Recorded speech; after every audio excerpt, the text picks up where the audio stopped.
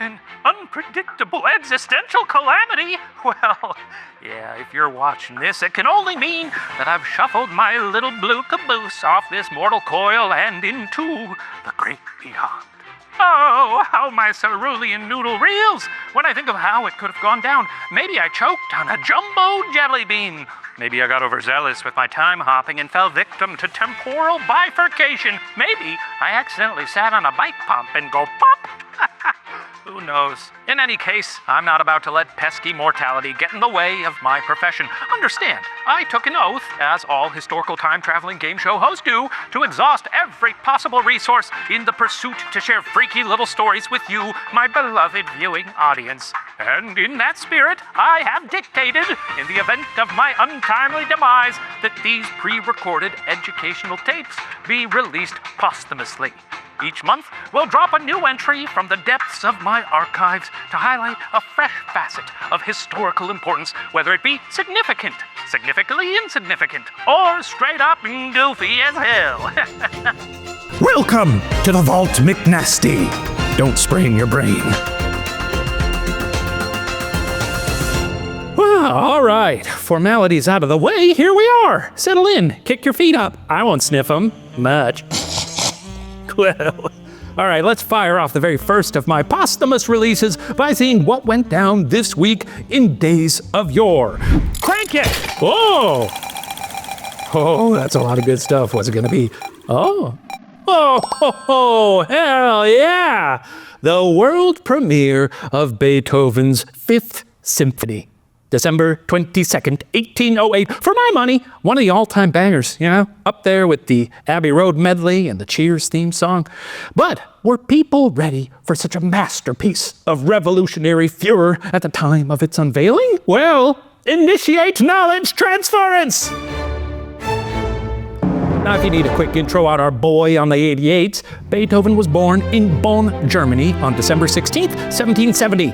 As music ran in the family, he got to tickling them ivories at a young age under the tutelage of his father, and at age 21, he arrived in fair Vienna, where he studied under numerous teachers, including Joseph Haydn. Now, it wasn't long before people started tossing around words like virtuoso and genius and, oh, fuck, he's good. As you've probably also heard, the guy had some issues with hearing. Not ideal. By the 1800s, Beethoven was already dealing with tinnitus and a little bit of hearing loss, and yet he soldiered on.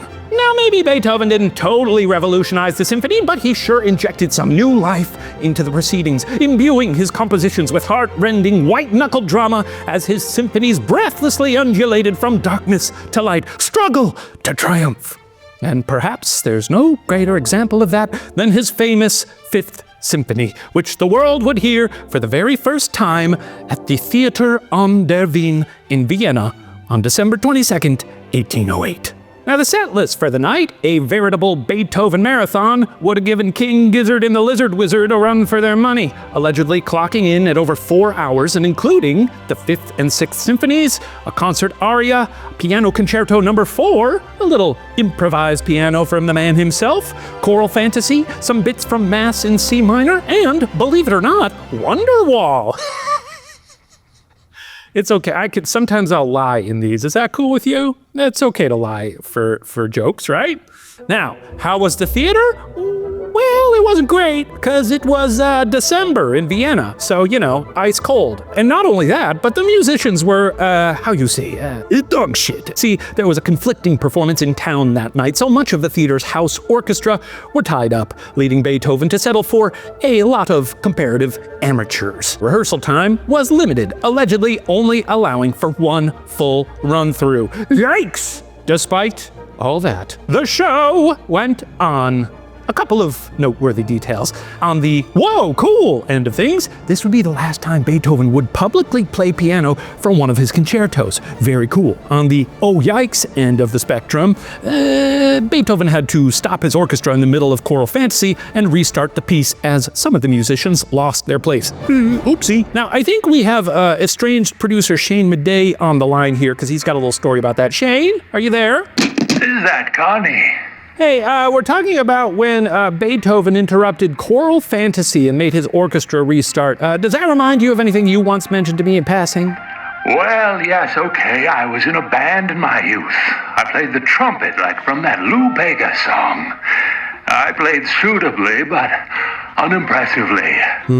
Now, one particular incident weighs heavy on my mind. The holiday concert at Jane Addams Junior High.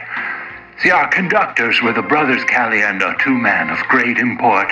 Yeah. The eldest Caliendo was a bearded mountain of a fellow, and it was he who was running us through the paces that fateful night in the auditorium when all our family and friends sat wide-eyed in their seats. Now, we'd surely have benefited from some added practice, but we ripped through the holiday fair with aplomb under Caliendo's watchful eye. Okay. And thought we'd pulled it off without a hitch. Until we hit Tchaikovsky's Russian dance. Oh, well, it got away from us. Yeah, me and the horns got off to a gallop and broke loose from the herd. Caliendo was preoccupied with the wretched woodwinds, but if we kept running away with it, I knew our asses were cooked. Ease it up, lads, I cried. Mind the tempo, you ragamuffins. Toe the line, and it's pudding for supper. But oh, it was too late. We were off like bucking steeds in a full half measure ahead of the rest of the outfit, and Caliendo pivoted on the spot. He shouted in the middle of the recital. He said, "Stop! Stop! I will not have it!" Well, the band crawled to a stop as the various sections grasped the gravity of the situation. Even the dim-wit woodwinds understood. From the top. And we lowly creatures, we started again, faces hot with shame in front of the crowd. We were pitiful, pitiful little fools, and Caliendo was right to admonish us so publicly. We had betrayed him. We had made him look like a clown. Uh-huh. Well, the show ended and we raced to the band room, chucked our axes in their cases and peeled out of there to evade a lecture. Probably got a hot dog and a shake at Portillo's on the way home. Okay. In any case, I'll never forget the shame that I felt that night. Oh. Well, man, that sucks. Well, I've got to get going, Connie, but it's been a pleasure talking to you, and I hope your little videotapes are going well. My grocery boy just dropped off some fresh blue eyes. Oh, my God. The most sumptuous blue eyes I've ever tasted. I like to make a stew out of them. Blue out stew, you put them in a big pot, you get it very hot, and then you boil them until you get a big old hot pot of juice. Okay, later. Hang up. Okay, anyway, on to the showstopper, the Fifth Symphony.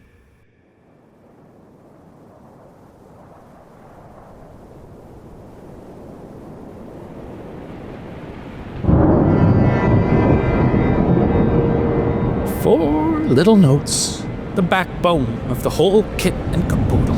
A primal motif from which the entire winding symphony ebbs and flows on its ascendant journey from the depths of darkness to the dizzying heights of heaven. You know what, fuck it. Crank your AC and put yourselves in the frigid shoes of the audience at that fateful premiere, and let's bask in the vibes for just a moment. Kill the lights!